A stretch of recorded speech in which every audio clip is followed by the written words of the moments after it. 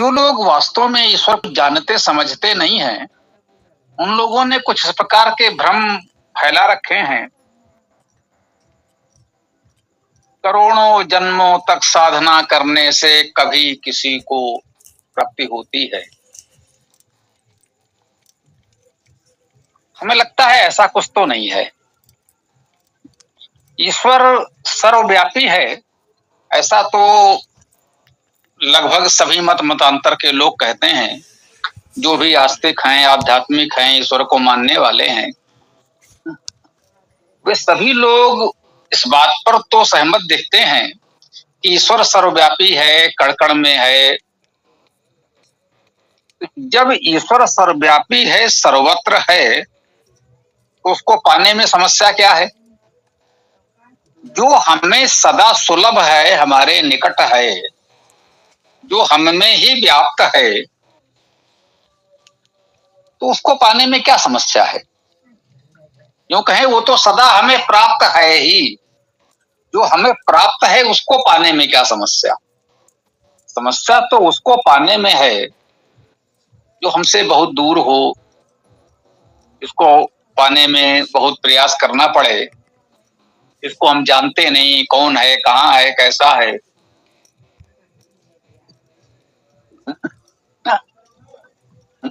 उसको पाना तो कठिन हो सकता है। ईश्वर जब सर्वव्यापी है तो जो मान लें कि वे हमें प्राप्त तो है ही, उसे पाने का कोई प्रयास करने का प्रश्न ही नहीं उठता। ऐसा नहीं कि वो है नहीं, उसे हमें खोजना पड़ेगा, कहीं वो मिलेगा। सब कह रहे हैं ईश्वर सर्वव्यापी है। यदि ईश्वर सर्वव्यापी है तो उसको पाने में समस्या नहीं होनी चाहिए। वेद बहुत सीधे सरल शब्दों में आपसे कहता है, ओम वेदाहमेतं पुरुषं महांतं आदित्य वर्णं तमसा परस्तात् तमेव विदित्वा अतियेति मृत्युं नान्या पंथा विद्यते अनाय। इससे स्पष्ट शब्दों में कोई क्या कहेगा? लोग कहते हैं क्या ईश्वर प्राप्त हो सकता है? कहता है वेदाहमेतं, क्या ईश्वर को जाना जा सकता है? पर ये समस्या तो ये आती, क्या उसे जाना जा सकता है? लोग कहते हैं वो अज्ञेय है, उसे जाना ही नहीं जा सकता। यह मंत्र कह रहा है वेदाहमेतं पुरुषं महांतं, हमने उस महान पुरुष को जान लिया है। कहते हैं भाई क्या जाना जा सकता है? बोला मैंने तो जान लिया। स्पष्ट शब्दों में उद्घोषणा कर रहा है मैंने तो जान लिया है, मैं तो जानता हूं। अब मैं जानता हूं तो तुमको बता भी सकता हूं, तो क्या कठिन रह गया? तो एक बात तो ईश्वर सर्वव्याप्त है, हमें प्राप्त है, तो उसको पाने में कोई समस्या है नहीं। अब एक समस्या आती है कि हमारे निकट है तो, लेकिन हम उसे जानते नहीं। देखे रूप नाम बिनु जाने, करतल गत न परहि पहचाने। कोई वस्तु हमारे हाथ पर भी रख दी जाए, दिख तो रहा है, अब वो है क्या हमें जानकारी ही नहीं है। हाथ में रखे हुए भी हम सोच रहे हैं, एक दूसरे से पूछ रहे भैया ये क्या है, कोई जानता है? नहीं भाई हमें तो नहीं पता, हमने तो नहीं देखा, हम तो नहीं जानते। अब कोई जानने वाला मिले, बता रहे भाई ये है, इसका ये उपयोग है, ये नाम है, हाँ भाई हम जान गए। प्राप्त तो था, हमारे हाथ में था, लेकिन हम जान नहीं पा रहे थे। तो सबसे पहले आवश्यक क्या है? ईश्वर को जानना। क्योंकि ईश्वर सर्वव्यापी है इसलिए प्राप्त तो है आपको। समस्या ये है कि हम उसे जानते नहीं हैं। जानते नहीं है तो उसे पहचानते नहीं है, पहचान नहीं पा रहे हैं। जब पहचान नहीं पा रहे हैं तो हमारे समझ में नहीं आ रहा है, तो हमें लग रहा है भाई ईश्वर क्या है, उसे कैसे पाएं? पाने की समस्या ही नहीं है। कोई हमारे आसपास व्यक्ति है जिससे हम मिलना चाहते हैं, ऐसा हुआ है, वास्तविक घटनाएं हुई हैं। हम किसी से मिलने जा रहे हैं, वास्तविक घटनाएं हुई हैं, बड़े बड़े लोगों के साथ हुई हैं। किसी वाहन से जा रहे हैं, ट्रेन से जा रहे हैं, विमान से जा रहे हैं, आसपास एक ही स्थान पर बैठे हुए हैं, जिससे मिलने जा रहे हैं वो पूरी यात्रा में हमारे साथ था। हम जानते ही नहीं थे, उस व्यक्ति को पहचानते ही नहीं थे। एक साथ यात्रा की, एक साथ उस वाहन से उतरे, एक साथ उस स्थान पर गए। पता चला कि हम जिस व्यक्ति से मिलने उसके घर जा रहे थे वो तो हमारे साथ ही आ रहा था। तो या वहीं मिल लेते, रास्ते भर भी सारी चर्चा हो जाती, कितना अच्छा होता। लेकिन हम पहचानते ही नहीं थे। नाम सुना था, उसकी कीर्त सुनी थी, गुण जानते थे, इच्छा हुई उनसे मिला जाए, उनके स्थान के बारे में जानकारी की और उनसे मिलने उनके पास चल दिए। वहां पहुंचे तो पता चला ये तो हम लोग साथ में ही आ रहे थे इतने समय से। तो ईश्वर सर्वव्यापी है, इसलिए सदा सुलभ है, सहजता से प्राप्त है। उसको न पाने की, प्राप्त न कर पाने की जो समस्या है वो केवल इतनी सी है कि हम उसे जानते पहचानते नहीं। तो ईश्वर क्या है, कैसा है, कहाँ है, हमें ये जानना है। यदि हम जान लें तो उसे पाने की कोई समस्या रहेगी ही नहीं, क्योंकि वो सर्वव्यापी है, प्राप्त है। तो इसलिए ईश्वर को जानना पहले आवश्यक है। इसीलिए हम लोग ये कहते हैं ईश्वर को मानो नहीं, पहले जानो। लोग कहते हैं भाई ये धर्म अध्यात्म है, इसमें तर्क मत करो, कोई प्रश्न मत करो, जो कहा जा रहा है उसे मान लो। मान लो कि ईश्वर ऐसा है, यहाँ है, वहां है, ऐसे है, वैसे है। नो, बिल्कुल नहीं। जब तक आप ईश्वर को जानेंगे नहीं, मान लेने से कोई लाभ नहीं होगा। आप हमको मान लें कि भाई हम क्या है, बहुत बड़े कुछ हैं, हमारा आपका परिचय नहीं है, क्या लाभ है? हमने जान लिया वो व्यक्ति बहुत विद्वान है, बहुत धनवान है, बहुत बलवान है, उससे हमारा परिचय नहीं है, हम उसको जानते नहीं है, तो कोई लाभ नहीं उठा पाएंगे। लाभ तब उठाएंगे जब उसको हम जान लेंगे। तो वास्तव में जो पाने की बात की जा रही है ईश्वर को, वो जानने की बात है। जो लोग कहते हैं बस मान लो, भक्ति करो, ईश्वर मिल जाएगा, हमारा मानना है वो कभी नहीं मिलेगा।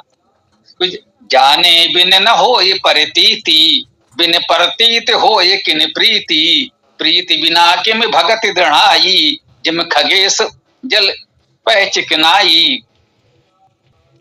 जिसको हम जानते नहीं है उससे प्रीति प्रेम हो सकता है क्या?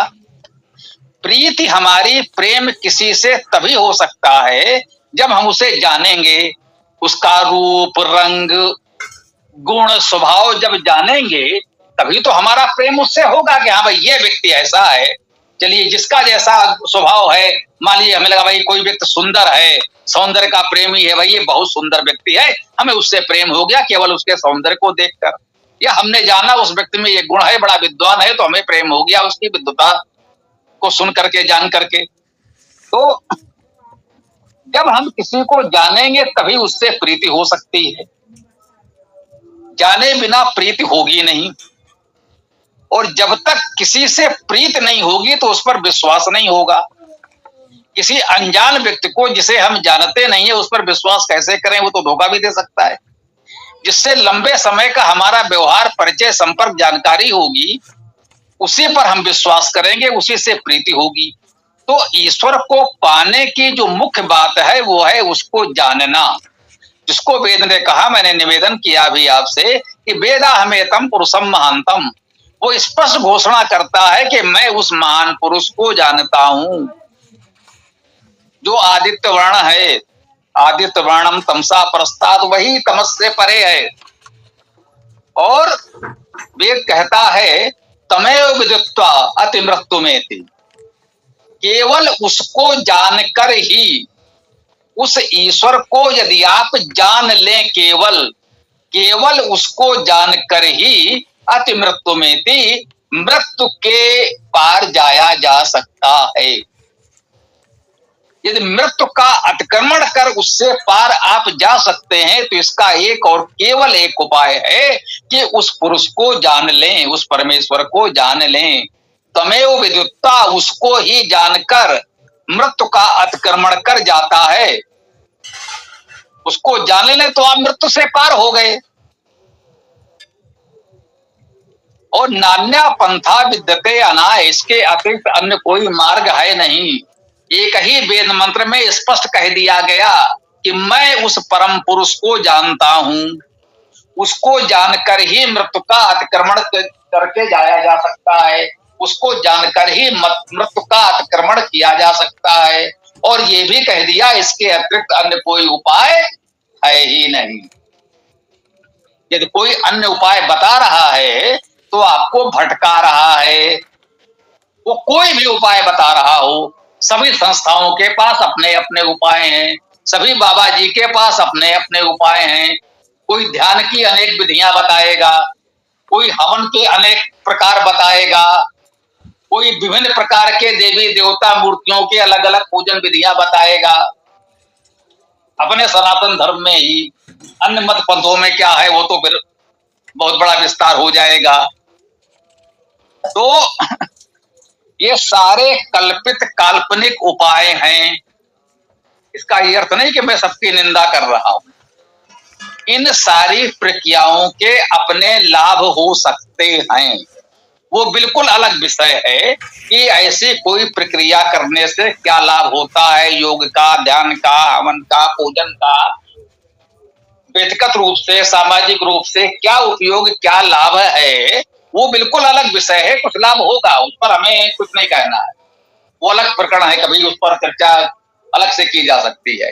यहाँ विषय ईश्वर की प्राप्ति का है, तो इन सब कर्म कांडों प्रक्रियाओं से ईश्वर की प्राप्ति नहीं होती, उसके अन्य उपयोग हो सकते हैं।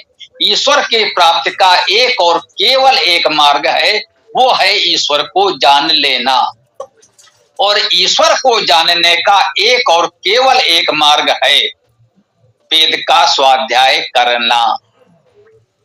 वेद एक पुस्तक है, सीमित आकार है, आपके जाने पहचाने शब्द हैं, थोड़ी सी सरल सी व्याकरण है। जी मैं इसे पुनः कहूं, थोड़ी सी सरल सी व्याकरण है। कुछ लोगों ने ये आपके समझ हुआ खड़ा कर दिया है कि अष्टाध्यायी, महाभास, ये वो, इतना विशाल व्याकरण लोग 12 वर्ष तक पढ़ेंगे तब कहीं कुछ संस्कृत समझ में आएगी। मैंने कहा उन्हें छोड़ दीजिए। हम विद्यार्थी थे तो कहीं पता चला कि भाई कहते हैं कि साहब वो 6 महीने में तो संस्कृत की भूमिका आरंभ होगी। मैंने कहा जिसे मैं 6 महीने पढ़ा देता हूं वो फिर मेरे पास पढ़ने नहीं आता, दूसरों को पढ़ाने चला जाता है।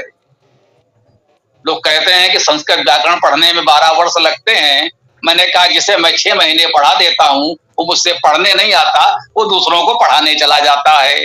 तो संस्कृत व्याकरण इतनी जटिल कठिन नहीं है, ये लोगों ने अनावश्यक रूप से प्रचारित कर रखा है आपको भ्रम में रखने के लिए, जिससे उनकी वरिष्ठता श्रेष्ठता बनी रहे, आप उनके समकक्ष न हो जाएं। तो थोड़ी सी सरल सी व्याकरण है। वेद को पढ़ने की व्याकरण बहुत सरल है, लौकिक संस्कृत अन्य ग्रंथ कठिन है। उपसर्ग धातु को देख लीजिए, उपसर्ग धातुओं के अर्थ निश्चित हैं, वो लिखे हैं कोश में। वो शब्दकोश धातुकोश आपके पास होगा, सरलता से प्राप्त कर सकते हैं। भाई हर उसमें देख लें उपसर्ग क्या है, धातु क्या है, संख्या, सर्वनाम, अव्यय क्या है, सबके अर्थ निश्चित हैं, लिखे हुए हैं। उसके अनुसार आपको सभी शब्दों के अर्थ पता चल जाएंगे। शब्दों के अर्थ मिल गए तो मंत्र का अर्थ मिल जाएगा। इस तरह से आप वेद को सरलता से पढ़ सकते हैं। जिन विद्वानों ने वेद के भाष्य किए हैं उनका भी लाभ उठा सकते हैं। और यदि कहीं ये भ्रम है कि इनका वाला भाष्य ठीक है कि उनका वाला ठीक है, तो विद्वानों ने अपने देश काल परिस्थिति के अनुसार यह थोड़ा बहुत उसमें जोड़ घटाव मिलावट की भी है, तो थोड़ा सा विवेक लगाएंगे तो उसको भी आप समझ जाएंगे। हमने प्रयास किया है, उस मिलावट को हटा दिया है। यदि हमारी पुस्तकें आप देखेंगे, कोई बात नहीं, जिसका भी पढ़ें थोड़ा विवेक रखें, मिलावट को हटाते चले जाए, शेष ठीक है मैं कह रहा हूं। तो हमारे सामने एक पुस्तक प्रत्यक्ष है, उसको पढ़ लें। ईश्वर क्या है, कहाँ है, कैसा है, बहुत स्पष्ट उसमें आपको बताया गया है। जैसे इसी एक मंत्र में थोड़ा संकेत कर दिया गया। सृष्टि के आदि में एकमात्र परमेश्वर था। वेद मंत्र स्पष्ट कहता है पादो अस अभवत पुनः त्रिपाद अस्य अमृतम दिवी, कुछ प्रकार का मंत्र है। स्वाभाविक मैं मंत्रों को कंठस्थ करके नहीं बैठा, ना उनकी कोई बना के अपने समझ रखा हुआ है। तो कहते हैं वह सर्वव्यापक परमेश्वर एकमात्र चेतना, जब माने कि जब कोई सृष्टि नहीं है तो एकमात्र वो परमेश्वर चेतना सर्वव्यापी है, उसके एक पाद एक अंश से यह संपूर्ण सृष्टि उत्पन्न हुई है। ये लगभग अनंत जैसी दिखती हुई सृष्टि उसका एक अंश मात्र है। त्रिपाद अस्य अमृतम दिवी, उस परमेश्वर का 3 भाग अर्थात बड़ा भाग, बहुत बड़ा भाग दिव्य स्वरूप में, वो दिव्य अमृत स्वरूप में अवस्थित है, शुद्ध स्वरूप में। जैसा कि वो दिव्य चेतन सत्ता है वैसा ही है, और उसी का एक अंश इस सृष्टि के रूप में उत्पन्न हुआ है। इसको आप चाहे तो ऐसे समझ सकते हैं, जैसे आप किसी पात्र में जल रखें और प्रशीतन में रख दें, तो उस जल का एक अंश हिम के रूप में परिवर्तित हो गया। जल को शीतलता मिली तो वो हिम के रूप में परिवर्तित हुआ एक छोटा सा अंश। तो उसी जल से ही तो ये हिम बना। बर्फ जिसे हम कह रहे हैं, ये हिम, ये बर्फ उसी जल का एक अंश बर्फ के रूप में बन गया, उसी जल पर तैर रहा है, हमको दिख रहा है। शेष तो जल जैसा था वैसा ही है ना। तो वो कह रहा है कि उस परमेश्वर के दिव्य चेतना का छोटा सा अंश यह दृश्यमान जगत सृष्टि के रूप में प्रकट हो गया है, और बड़ा भाग तो वो शुद्ध चेतन के रूप में वही है। तो जब कह सकते हैं उस शुद्ध चेतना को आपने समझ लिया, उससे उत्पन्न हुई सृष्टि के स्वरूप को, उस प्रक्रिया को समझ लिया, तो यह प्रकृति जो हमारे आसपास है, जिसका एक अंश एक अंग हम भी हैं, हम भी तो उसकी सृष्टि हैं। तो हम उसकी सृष्टि हैं तो हम भी वही हैं। हमारे भीतर भी संपूर्ण सृष्टि में वो सर्वत्र व्याप्त है। कहते हैं कि वो परमेश्वर संपूर्ण सृष्टि में व्याप्त है और उससे 10 अंगुल और अधिक है। ये भी मंत्र है, संभवतः पुरुष सूक्त में ही आया है। सहस्र शीर्षा पुरुषा सहस्राक्षा सहस्रपाद, वो 1000 जो कहा है, 1000 सिरों वाला, जिसे आज भी कहा गया प्रभु है 1000 हाथ वाला। तो 1000 का यहाँ अर्थ है बहुत से अनंत, मतलब वो विराट स्वरूप अनंत आकार का है, अनंत सिर, अनंत हाथ, अनंत पैर वो है।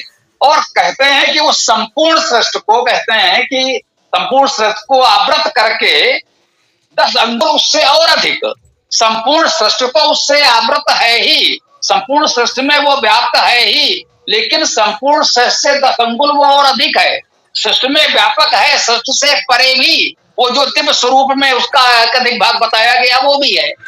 तो वेद मंत्रों में इस तरह से ईश्वर का स्वरूप कैसे है, आज में कैसे ईश्वर शुद्ध चेतन स्वरूप में था, उससे कैसे धीरे धीरे इस सृष्टि का विकास हुआ, उसका एक अंश सृष्टि के रूप में व्यक्त हो गया, और बड़ा अंश अभी भी उस अव्यक्त मूल चेतन सत्ता के रूप में अवस्थित है।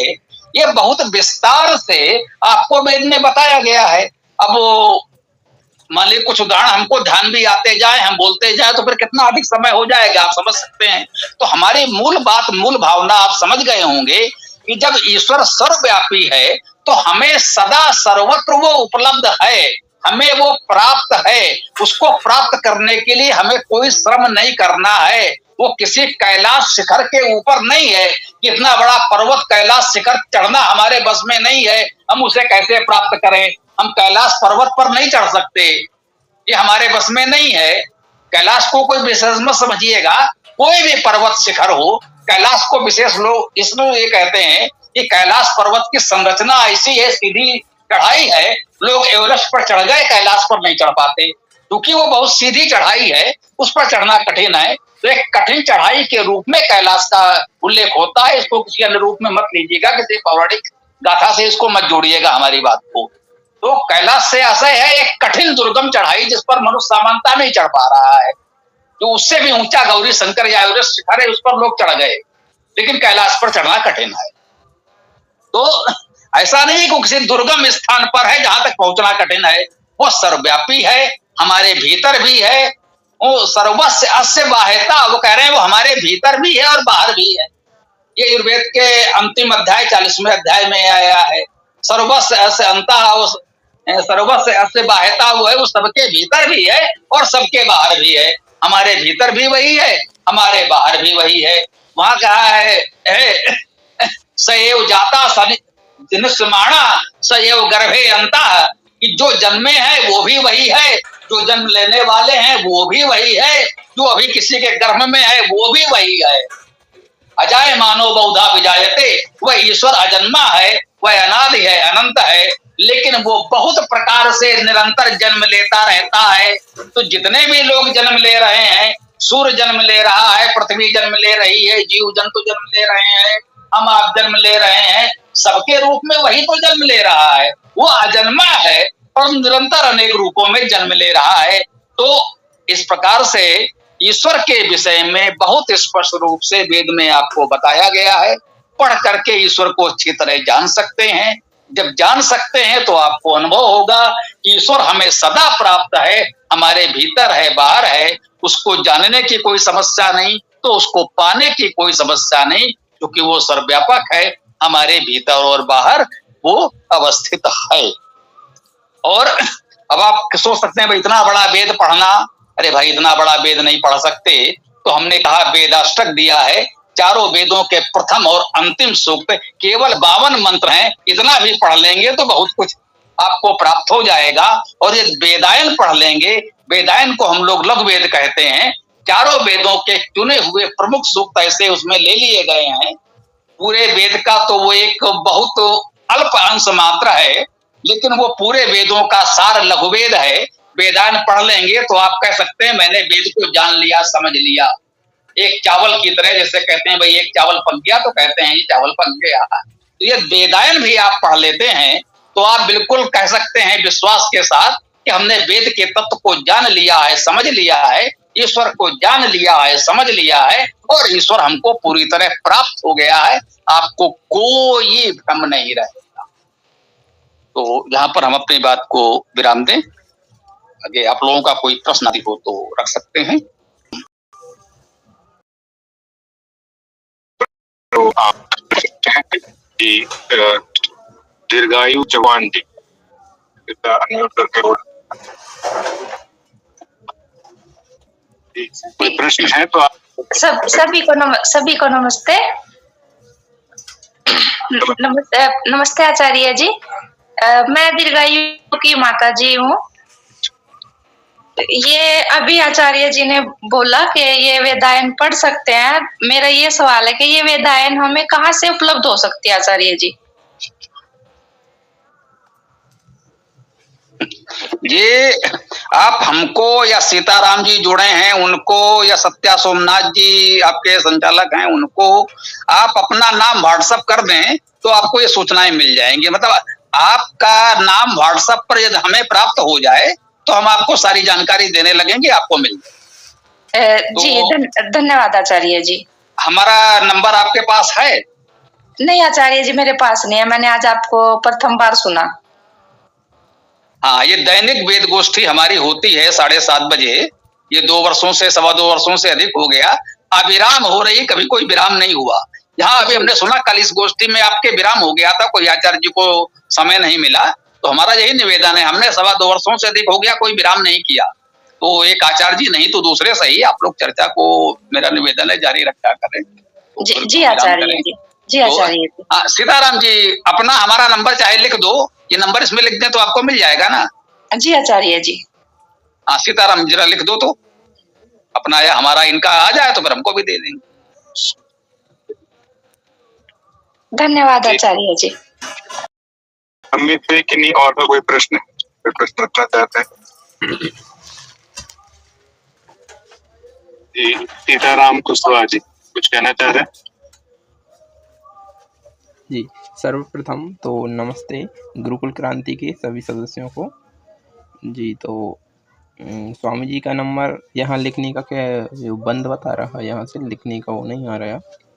तो मैं स्वामी जी आप मुझे भेज दीजिएगा, मैं ग्रुप में भेज दूंगा। इन कॉल मैसेज में भी डाल सकते हैं, कोई दिक्कत नहीं है जी। तो और मैं स्वामी जी के साहित्य के बारे में, मतलब उनकी वेदायन ही नहीं अनेक पुस्तकें स्वामी जी ने लिखी हैं, तो उनके बारे में आप सभी को और जानकारी देना चाहूँगा।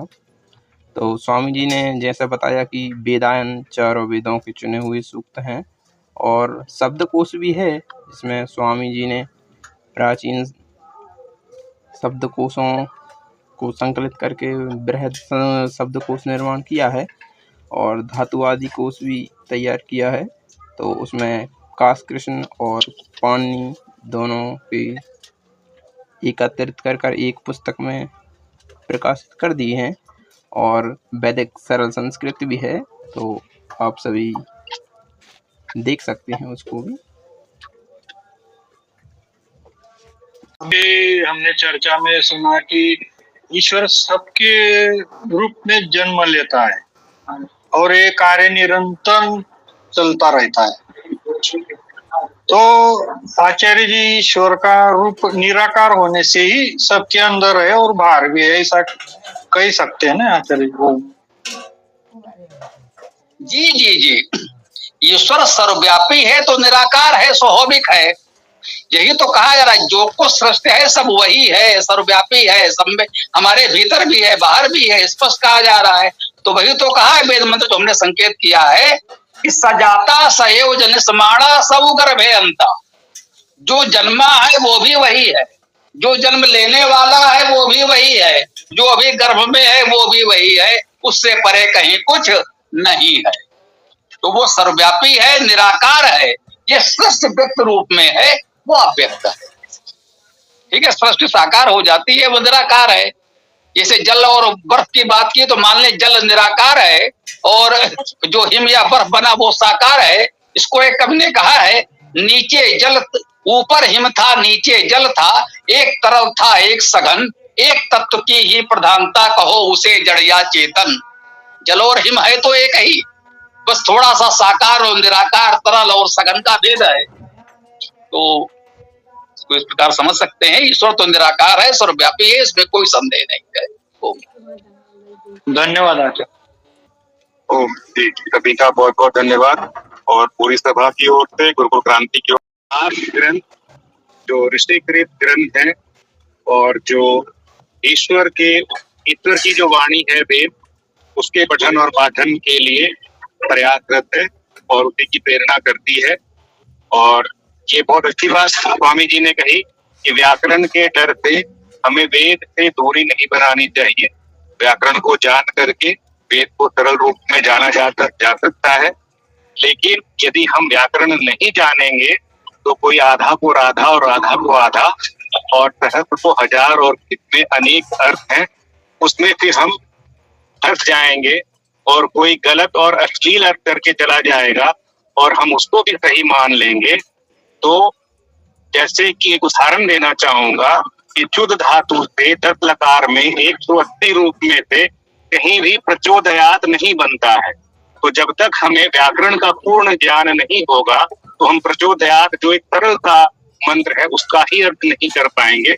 तो अगर हम करेंगे, अगर हम समझेंगे तो हम वेद को सरल रूप में समझ सकते हैं। व्याकरण आज थोड़ा कठिन इसलिए है क्योंकि ये हमारी बोलचाल की, लिखने की, साहित्य की भाषा नहीं है। तो जैसे अभी हमें जर्मन पढ़ना पड़ेगा तो उसके लिए हमें जो प्रयास करना पड़ेगा वैसे ही हमें करना पड़ता है, क्योंकि हम इसको लिखते बोलते कम है। और जो लिखते बोलते हैं उसके लिए तो बहुत सरल है गुरुकुल के विद्यार्थी के लिए। तो व्याकरण से हमें दूरी नहीं बनानी है और उसको हमें वेद के लिए अड़चन में नहीं मानना है। तो आप सभी का सभा में उपस्थित होकर अनुशासन पूर्वक सुनने के लिए बहुत बहुत धन्यवाद। स्वामी जी का बहुत बहुत धन्यवाद। आइए हम सभी मिलकर एक बार ओम का उच्चारण करके आज की सभा को विराम करते हैं। 1 मिनट देंगे हमें? जी जी अवश्य।